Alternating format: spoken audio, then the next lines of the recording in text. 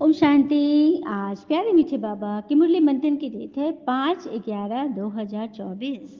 तो आज मीठे बाबा अपने बच्चों से कह रहे हैं, ड्रामा की श्रेष्ठ नॉलेज तुम बच्चों के पास ही है। तुम जानते हो ये ड्रामा हूबहू रिपीट होता है।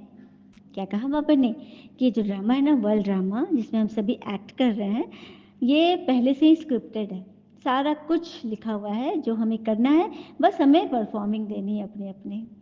तो ये नॉलेज हमें मिल गया है कि जो कुछ भी है ड्रामा में नूंद है, जो कुछ भी हो रहा है हमारे कर्म के अनुसार हो रहा है। तो ये नॉलेज हमारे पास है, तो हमें किसी बात में फंसना चाहिए। और हमें पता है कि ड्रामा हूबहू रिपीट हो रहा है। जैसे पहले हुआ था अभी भी हो रहा है, लेकिन लोग अगले ही दिन भूल जाते हैं। लोग ड्रामा को भूल जाते हैं अगले ही दिन। कल उन्होंने पर्व त्योहार मनाया, उत्सव मनाए, लेकिन लोग कितने प्रतिबद्ध हैं, कितने कटिबद्ध हैं अपने अपने दुखों में लौटने के लिए। सुख क्षणिक मनाते हैं, लेकिन फिर अपने दुख चिंता परेशानी में उलझ जाते। किसी से पूछो कि क्या हाल है भैया, तो क्या कहेंगे?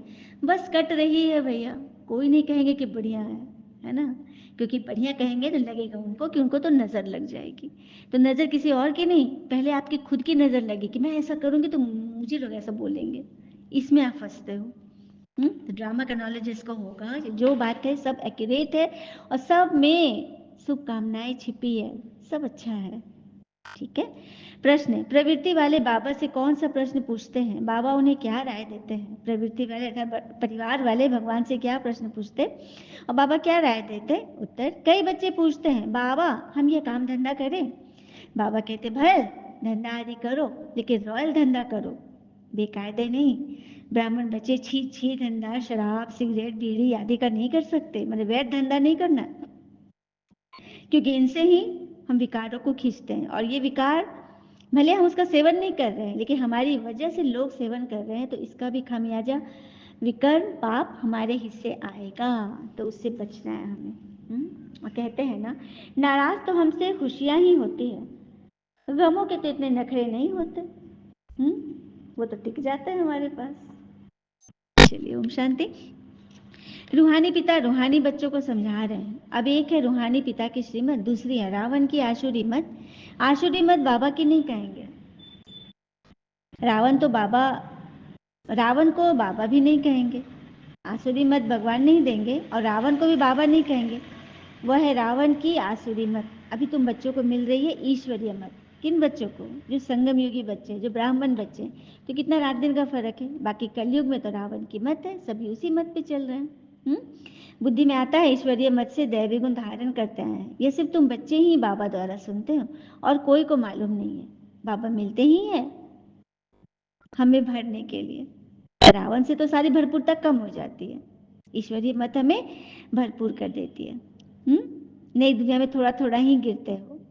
गिरना कैसे होता है, फिर चढ़ना कैसे होता है, ये तुम बच्चे जानते हो। धीरे धीरे हम ग्रेजुअली ऊपर से नीचे धीरे धीरे सीढ़ी उतरते हो ना, एक एक सीढ़ी, बस एक एक कदम हम नीचे गिरते हैं, फिर बाबा एक बैग पूरा ऊपर चढ़ा देते हैं।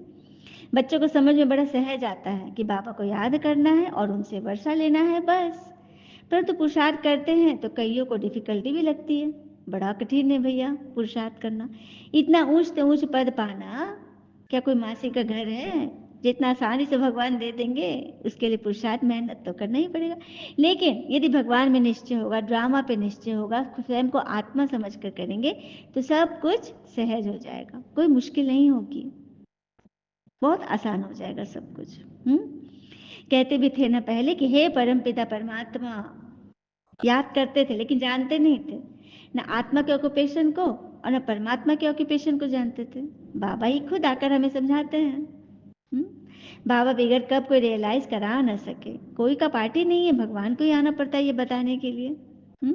तुम जानते हो सारा मदार पुरुषार्थ पर है। धंधा आदि कोई भी करना है तो रॉयल करना है, छीछी धंधा नहीं, छीछी व्यसन नहीं, कोई गलत सलत चीजें ना सोचनी है, ना बोलनी है, ना खानी है, ना करनी है, कुछ भी नहीं। और एकदम मस्त होके रहना है, डंके की चोट पे रहना और एकदम ऊंच नीच की पहचान कर लेनी है, निर्णय करने की शक्ति। आइए कथा से समझते। महाराजा विक्रमादित्य प्रायः अपने देश की आंतरिक दशा जानने के लिए वेश बदलकर पैदल घूमने जाया करते थे। एक दिन घूमते घूमते एक नगर में पहुंचे। वहां का रास्ता उन्हें मालूम न था। राजा रास्ता पूछने के लिए किसी व्यक्ति की तलाश में आगे बढ़े। आगे उन्हें एक हवलदार सरकारी वर्दी पहने हुए दिखा।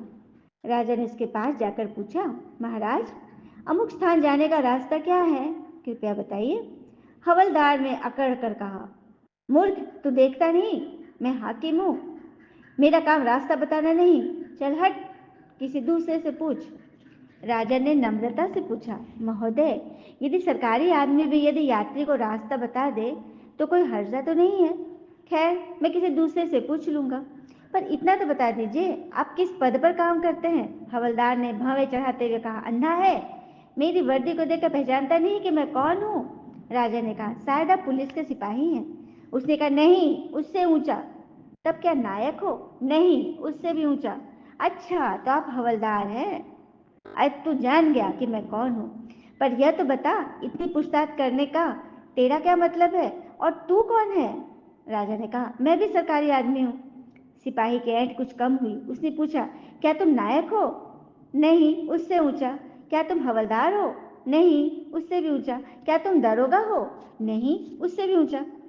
तो क्या तुम कप्तान हो? उससे भी ऊंचा। सूबेदार हो? नहीं। अब हवलदार घबराने लगा, पूछने लगा, तब क्या मंत्री हो? भाई, बस एक सीढ़ी और बाकी रह गई है। तो सिपाही ने गौर से कहा, देखा, और बड़ा मजाक में इसको बोला, तो क्या तुम राजा विक्रमादित्य हो? जब उन्होंने कहा कि हाँ, मैं वही हूँ, तो हवलदार के होश उड़ गए। वह गिड़गिड़ाता हुआ राजा के पांव पर गिर पड़ा और बड़ी दीनता से अपने अपराध की क्षमा मांगने लगा। राजा ने कहा, माफी मांगने की कोई बात नहीं है। मैं जानता हूँ कि जो जितने नीचे है वो उतने ही अकड़ते हैं। जब तुम बड़े बनोगे तो मेरी तरह तुम भी नम्रता का बर्ताव सीखोगे। जो जितना ही ऊंचा है वह उतना ही सहनशील एवं नम्र होता है, और जो जितना नीच वह ओछा होता है वह उतना ही ऐठा रहता है। इसलिए कहा गया है ना, विद्या विदादाय, धर्म मदाय, शक्ति परेशान, परिपीड़नाय, खलस्य साघोर, विपरीत में तत्, ज्ञानय दानाय च रक्षणाय। अर्थात दुष्ट व्यक्ति के पास विद्या हो तो वह विवाद करता है, धन हो तो घमंड करता है, और यदि शक्ति हो तो दूसरों को परेशान करता है। वही साधु प्रकृति का व्यक्ति विद्या ज्ञान देने में, धन दान देने में, और शक्ति दूसरों की रक्षा करने में खर्च करता है। कहते हैं ना, जो प्राप्त है वही पर्याप्त है। जिसका मन समस्त है, जिसका मन मस्त है उसके पास समस्त है। तो बस भगवान हमसे यही चाहते हैं कि तुम सब खुश रहो और जो तुमको मिला है उसे बांटो। भगवान ने हमें इतनी बड़ी बात बताई। बाबा कहते, मैं तुमको श्रीमत दे रास्ता बताता हूँ और कोई बता ना सके। मेरा भी पाठ है तुम सबों को रास्ता बताने का। अच्छा, मीठे मीठे बच्चों प्रति भगवान की नमस्ते। हम बच्चों के भी प्यारे बाबा को नमस्ते। धारणा के लिए मुख्य सार, पहले पॉइंट, अविनाशी ज्ञान रत्नों का धंधा कर 21 जन्मों के लिए पद्मा पदम भाग्यशाली बनना है। अपनी जांच करनी है, हमारे भी कोई आसुरी गुण तो नहीं है। हम ऐसा कोई धंधा तो नहीं करते जिससे विकारों की उत्पत्ति हो।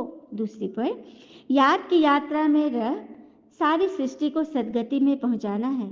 एक सदगुरु बाबा की श्रीमत पर चल, आप समान बनाने की सेवा करनी है। ध्यान रहे, माया कभी कला रहित न बना दे। देखिए, ईश्वर से मिलने से क्या होता है, कहते हैं ना, किसी के घर रोजाना जाओ तो इज्जत कम हो जाती है, मगर एक भगवान के घर एक मुरली को निरंतर पढ़ो तो उससे हमारी इज्जत बढ़ जाती है। वरदान है, बुराई में भी अच्छाई का अनुभव करने वाले निश्चय बुद्धि बेफिक्र बादशाह भव। बुराई में भी अच्छाई का अनुभव करने वाले निश्चय बुद्धि बेफिक्र बादशाह भव। सदा यह स्लोगन याद रहे कि जो हुआ, अच्छा है और अच्छा ही होना है। बुराई को बुराई के रूप में न देखें, लेकिन बुराई में भी अच्छाई का अनुभव करें। बुराई से भी अपना पाठ पढ़ ले। कोई भी बात आए तो क्या होगा यह संकल्प न आए, लेकिन फौरन आए कि अच्छा होगा। बीत गया, अच्छा हुआ। जहाँ अच्छा है वहाँ सदा बेफिक्र बादशाह है। निश्चय बुद्धि का अर्थ ही है बेफिक्र बादशाह। तो बनना है ना सबको बेफिक्र बादशाह। स्लोगन, जो स्वयं को व दूसरे को रिगार्ड देते हैं उनका रिकॉर्ड सदा बजते रहता है। अच्छा, ओम शांति। शुक्र मीठे बाबा व बाबा के प्यारे प्यारे बच्चे, आप सबका जीवन सदैव सुख शांति समृद्धि सफलता से भरपूर रहे और भरपूर करे। ओम शांति।